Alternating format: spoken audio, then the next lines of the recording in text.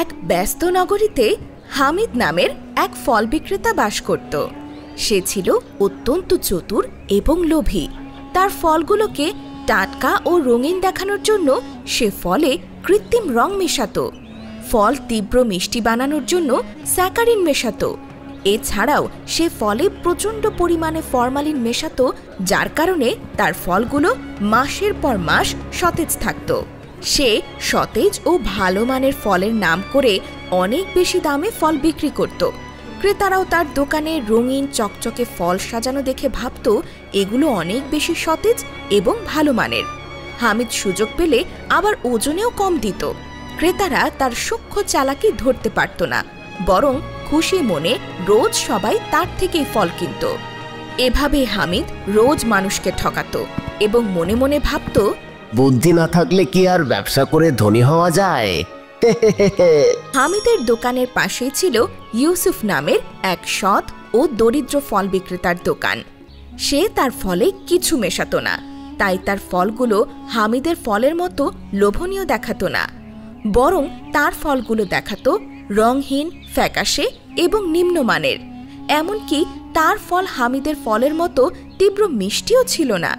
এই কারণে তেমন কেউই তার ফল কিনত না, অথচ সেগুলোই ছিল ভালো ও পুষ্টিকর ফল।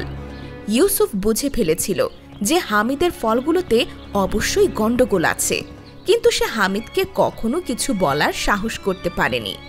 একদিন সে সাহস করে বলেই ফেলল, হামিদ, তুমি ফলকে সতেজ দেখানোর জন্য ফলের রং, স্যাকারিন, ফরমালিন সহ বিভিন্ন বিষাক্ত জিনিস মেশাও। তা ঠিক নয়। এটা খেলে মানুষ অসুস্থ হয়ে যেতে পারে।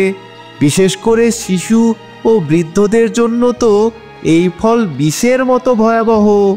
তাই ফলের মধ্যে এসব মেশানো তোমার বন্ধ করা উচিত। কি এত বড় কথা? বেটা শয়তান বুড়ো।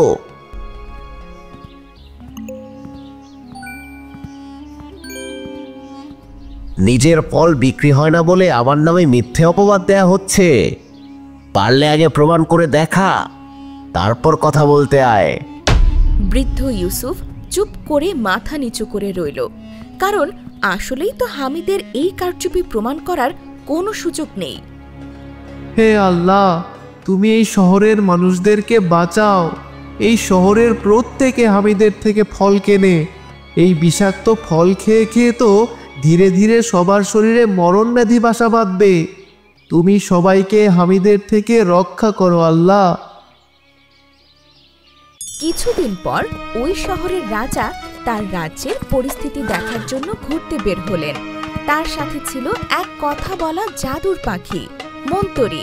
সেই জাদুর পাখি সবার মনের কথা বুঝতে পারত।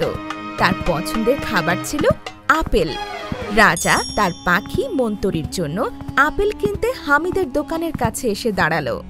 তোমার দোকানের ফলগুলো দেখতে তো বেশ সতেজ ও লোভনীয় দেখাচ্ছে। ভালো হবে নিশ্চয়ই।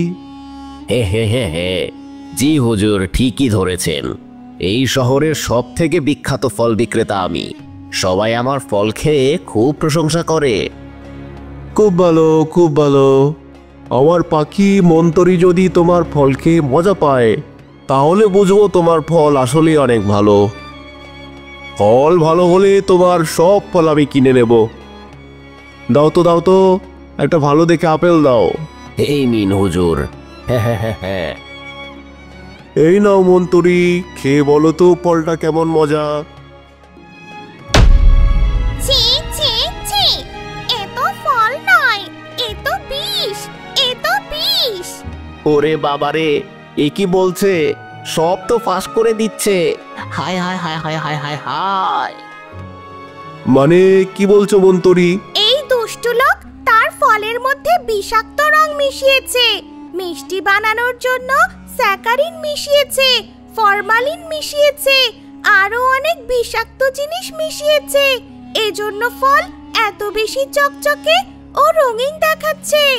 এই ফল কেউ প্রতিদিন খেতে থাকলে নির্ঘাত তার শরীরে মরণ ব্যাধি বাসা বাঁধবে। এই লোকের সব ফল ধ্বংস করতে হবে। এই দুষ্টু লোককে উচিত শিক্ষা দিতে হবে। আমায় আমায় মাফ করে দিন হুজুর, আমার ভুল হয়ে গেছে, আমাকে মাফ করে দিন, মাফ করে দিন। মাফ? কিসের মাফ? তুমি কি করেছো তুমি জানো? এই ভুলের শাস্তি তোমাকে পেতেই হবে। পেয়াদা, একে বন্দি করো, আমি এর গর্দান নেব, আর ওর দোকানের সব ফল নষ্ট করো। আমার ভুল হয়ে গেছে, এই আমি কানে ধরছি, আর কখনো এমন করব না, আমাকে মাফ করে দিন হুজুর। ইউসুফ পাশে দাঁড়িয়ে পুরো ঘটনাটা দেখছিল। রাজা ইউসুফের দোকানের দিকে খেয়াল করার পর তার দোকানের দিকে এগিয়ে গেল। তোমারও কি একই অবস্থা? তুমি কি ফলে উল্টো উল্টো জিনিস মেশাও নাকি? না হুজুর, আমি ফলে কিছুই মেশাই না। তা প্রমাণ করার জন্য আমার এই মন্তরই যথেষ্ট। আমাকে একটা আপেল দাও। এই নিন হুজুর। চমৎকার, দারুণ! এই ফল অতি বেশি মিষ্টি না হলেও, দেখতে অত সুন্দর না হলেও, এই ফল শতভাগ বিশুদ্ধ এবং পুষ্টিকর। এই লোক সত্যি বলছে, সে আসলেই ফলে কিছু মেশায়নি। বাহ, দারুণ! আমি তোমার সততায় মুগ্ধ হলাম। তোমার সব ফল আমি কিনে নিচ্ছি এবং এর সাথে পুরস্কারও দেব। সৎ মানুষের সততা কখনো বৃথা যায় না।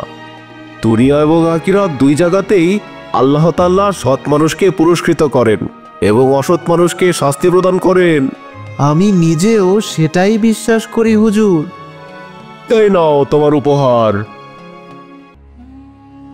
অশেষ ধন্যবাদ হুজুর। এই ঘটনা ধীরে ধীরে সারা শহরে রটে গেল।